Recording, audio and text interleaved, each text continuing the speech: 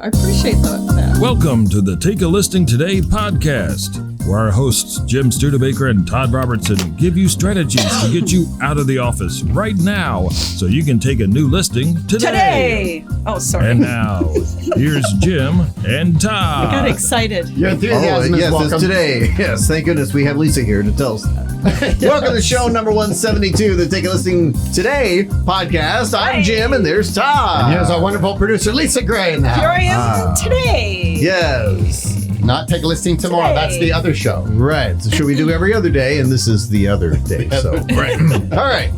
But today's show is wonderful. It's the science of repeat exposure in marketing. And we're going to let you know the answer to the question everybody asks. How to decide when to give up on a campaign. I always thought the answer was never, but maybe I'm wrong. Some don't work. You got to pull the plug and plug in something else. Yeah. Time will tell. And there's reasons why. Right. All right. Well, today we're going to take a look at a basic understanding of marketing psychology and why repeat exposure is so critical to success. And now, the psychology of marketing.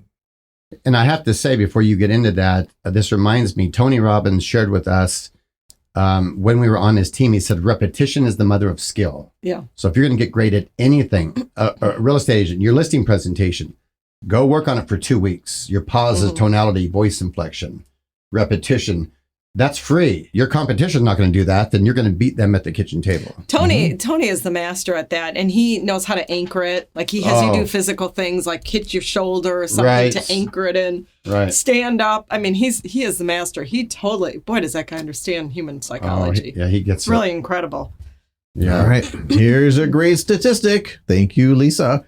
Did you know that decades of studies dating back to 1876 have shown that repeated exposure to a stimulus, like a specific marketing campaign, can lead individuals to consider the stimulus more pleasant?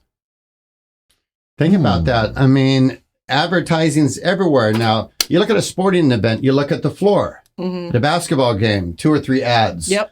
You look at a golf match. So it is interesting. And then we've talked on this show about people that have advertised and quit advertising. Why do you still remember them? Because repetition, Rolaids. How about companies that keep their marketing going on, even though they pretty much own the market? McDonald's. Right. You still see commercials. Auto dealerships. Auto dealers. Yep. Walt Disney World. Number one tourist vacation destination in the entire world. Right. I mean, But yet they advertise all the time. You're right. You would think they could take a break. Well, once in a while. And the same thing's happening. I know we're going to get into it here, but the same things happen with our realtors that they go on an amazing campaign. And I know we're going to address it because like on Dominator's side, it's happened like every 3 or 4 months. Somebody will finish their campaign, think, well, I don't need that expense anymore. I'm doing great on business. And then all of a sudden they're back. They call back, is my area still available? We got you covered. Nice. Yeah, I mean, there's a science to this. That's why the word is in the title, that repeat exposure actually impacts cognitive emotion. So there's a physiological change to when you're seeing something over and over again, that you start to get an emotional attachment to that thing and you start to see it in a more pleasant light. There's a physiology there. It's not just hooey stuff, you know. Right. The hooey stuff. Hooey. So what does all this mean to you? Well, it means that seeing your face on a marketing piece a couple of times isn't going to be enough familiarity. Did I say that right? Yes, for a decision. Beautifully done. Thank you. For a decision to be made. It all comes down to what, Todd? The 3727 law of branding. Yes, I've heard of that law before. And if you break the law, you don't get branded. And you go to jail. So, yeah, real estate jail. And of course, 3727 means 3 times for your name, 7 to associate you with your business, and 27 before you actually build your brand awareness. Exactly. And mind share equals market share. So if you're able to get 27 impressions, what is your competition doing? Maybe 0, maybe 2, maybe 4? Right. And the impressions, I mean, really, I would imagine the agents listening to this, how many of them have actually had 27 impressions in front of a market? Right. And, I think that they can happen in multiple ways. If you're on the phone reaching out to people and you've got a direct mail campaign going on that's continuously going on, and you're walking through the market maybe around the holidays. These are a couple different ways that there's an impression. Each one of those things is creating an impression. So it doesn't mean necessarily from one stream.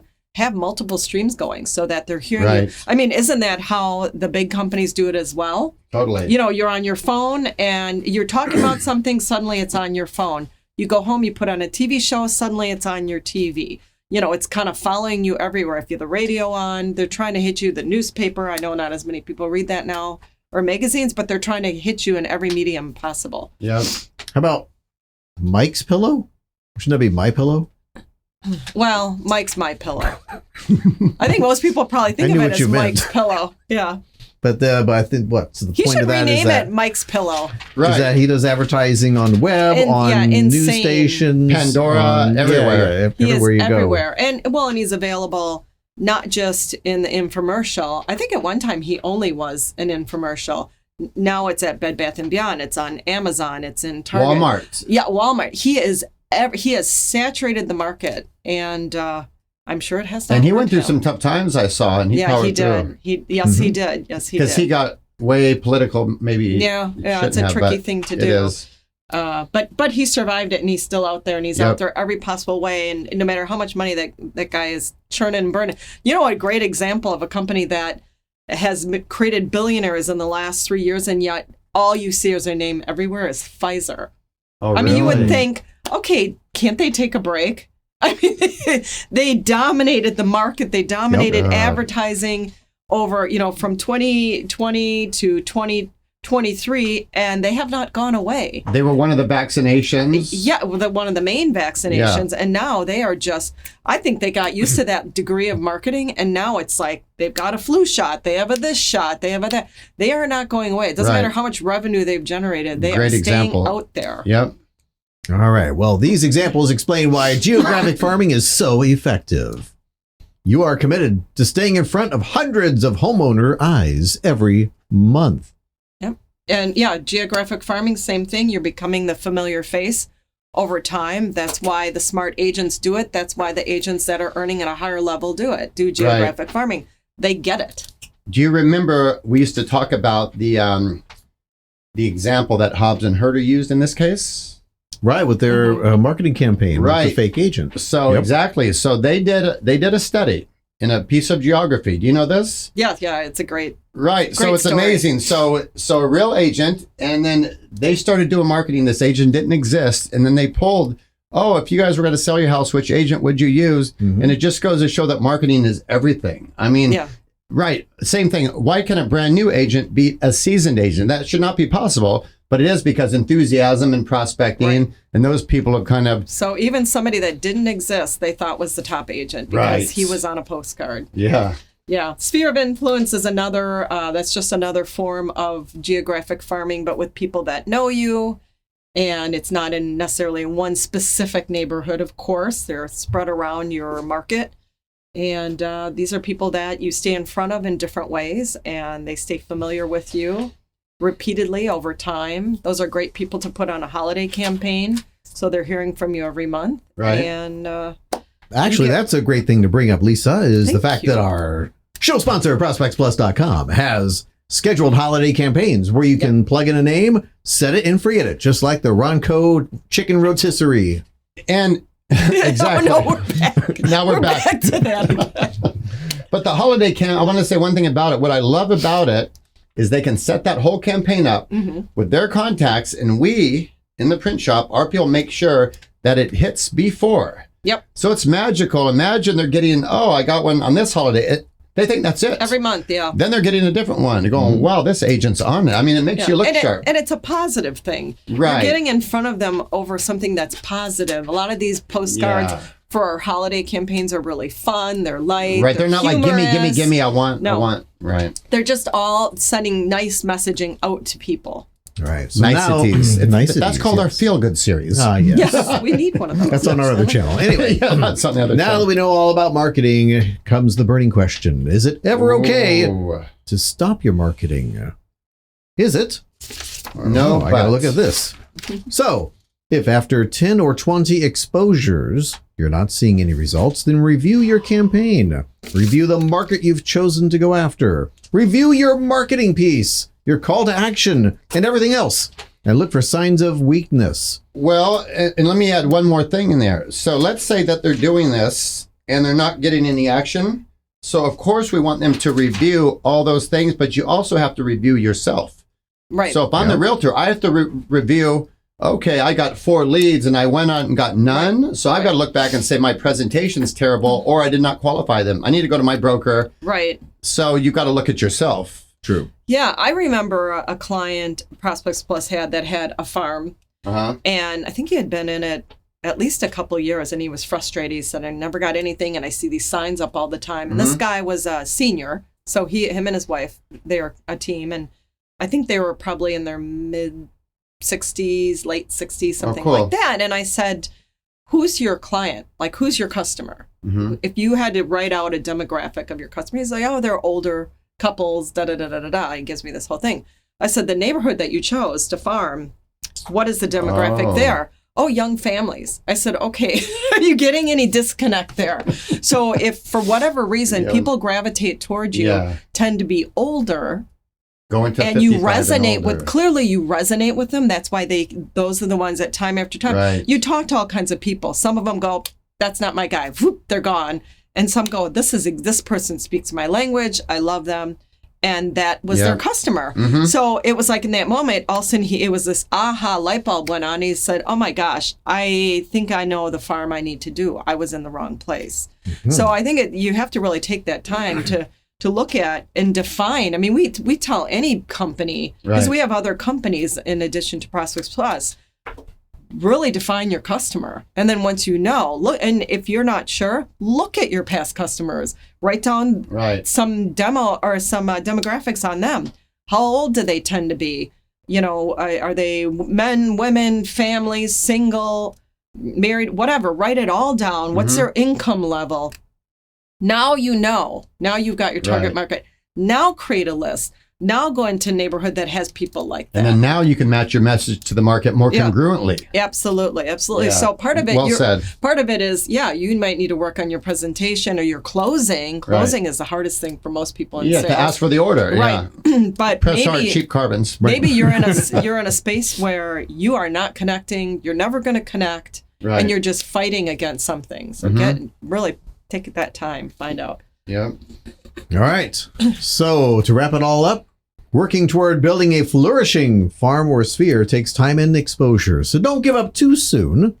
Think of what you'll have in the months and years to come and how these will be areas of focus that will result in repeat and referral clients that will take your real estate business to a whole new level of success. So don't give up. Don't ever give up. You can pivot. You can adapt. You can look at your strategy and say, hey, how can I beef this up? How can I get stronger? Right. But don't give up. You're in the business. So you have an obligation to show up as the best version of you to help these people. Right. And careful chasing too many shiny objects too. Because I think many agents do that. Many businesses do that, where you're doing something for 2 months and it gets boring to you. It's exciting to start new things. Everybody likes to start new things, right? Then it starts to get a little mundane. Nothing's really percolating yet.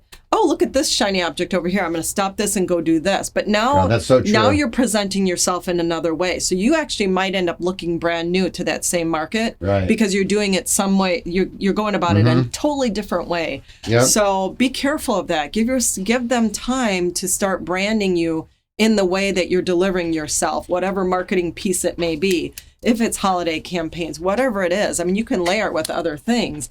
But give them time to get to know you in that forum, newsletter, whatever. Then say, oh, I like this shiny object over here. I'd like to try this. But don't stop that unless you've come to the point that we just talked about, that you're seeing a disconnect after 10 months or 10 times. And you've got to just pivot and say, all right, I need to slightly adjust who I'm going after or whatever. All right. Well, that pretty much wraps it up. The science of repeat exposure and knowing when to say when. And now the favorite part of our show. It is the favorite part of our show. It's over. Oh, darn. Not quite yet. No.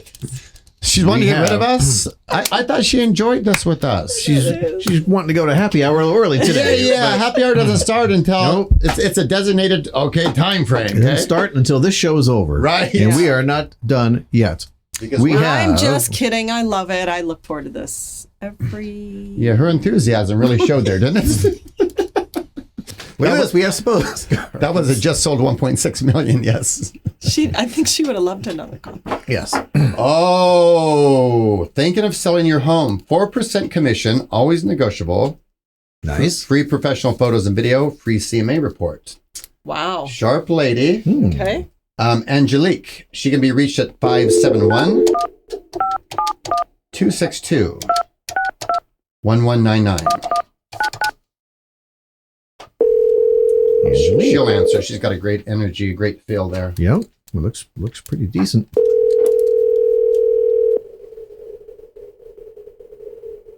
And Hi, this is Amy. Hey, Angelique, this is Jim and Todd and Lisa with the Take a Listing Today podcast. We're calling on behalf of ProspectsPLUS.com, and I've got a postcard in my hands here that you recently ordered off of their website. Yes. Yeah, it's a beautiful looking postcard. so we wanted to compliment you on this, ask you if you're doing a campaign, what kind of marketing, and thank you for picking up the phone. And we're going to ask you a trivia question in a second, so you could win a $100 gift card for just about anything on our site. Sound good? Sounds great. Excellent. Your postcard, by the way, we love it. We love what you've done on the back. And I like your details, always negotiable. So you're letting them know. I like the free photos, video. Now, is this a campaign that you're doing to a certain area, or what is your plan there? Yes, because I live in that area, so I'm trying to market and target that area. Okay. Makes a lot of sense. And is this like a recurring? Do you send these out on a recurring basis? I do only in areas that I've made listings or that I've sold in or that I've Smart. made a sale in. Smart. Very nice. Yeah, that makes sense. That way you can kind of claim to be the neighborhood specialist because you've already got activity in there. That's the hope. That's the plan. Yeah. Excellent. Well, it's a beautiful looking card, and I'm assuming then that you're going to make a few more purchases off of ProspectsPlus.com, so you might be able to use a $100 gift card for that fine company. Yes. So let's give this young lady an easy question. She's been wonderful. Angelique, are you ready? Sometimes Jim gets squirrely with these questions, but you have Lisa to help you. It's a very, very easy question. And what I will do is read you the question and 3 possible answers, and all you have to do is give me the correct answer. Are you ready? Yeah. All right. Here is your question. What was the name of the high school in the movie Grease? Was it A? I know. Have you seen that movie? Yes. All right. Was it A, William McKinley High? B, Riverdale High? Oh, Riverdale, totally. Or C, Rydell High? Lisa will help you if you need help. River. No. Lisa's going to help you. She Let's can't- you understand- see. Let's see. What could it be? Let's see. C. Oh, Please. final answer is C? Now the funny thing is that Lisa's over here doing signs, and not clearly you can't see her, so I don't know why she's doing that. I don't know either. We found that humorous, though, but nobody else did. Yes, I find it disturbing, actually. Disturbing. Is it Rydell High? Yes, of course it is. Of course. Rydell High. Todd, what does Angelique win today? Angelique, you are the lucky winner today. You will receive from Lisa a $100 gift card for just about anything on our website and some swag from the Take a Listing Today podcast. Thanks for being a trooper. If you need help, reach out. We have you covered, okay? Thank you. Thank you. Bye. Thank you very much. Bye-bye. All right. Hey, you She were knew waving that. to no one. No, Good point. in about a week, they're going to see it. Yeah, and see, they'll see me go like that. Right. All right, Lisa, anything else? Nope. What did we talk about? I forgot. I don't know. The science of She wrote it, but she forgot. well, The science of repeat exposure in marketing and how to decide when to give up on a campaign. So the real answer is you don't ever give up, right? You don't you ever might give change up. it. No, Right. but You you might need to- tweak it. Right. Yes. You need to review. Yeah, Yes. you need to review. I mean, I would certainly do that. That is the right often. answer. All right, perfect. All right, well, that was our show. Hope you enjoyed it. And of course, we'll be back next week with some more amazing real estate facts, figures, and hacks. From our last show, we had hacks. Yes, we did. All right, catch you next time. Bye-bye. Take care. Bye-bye.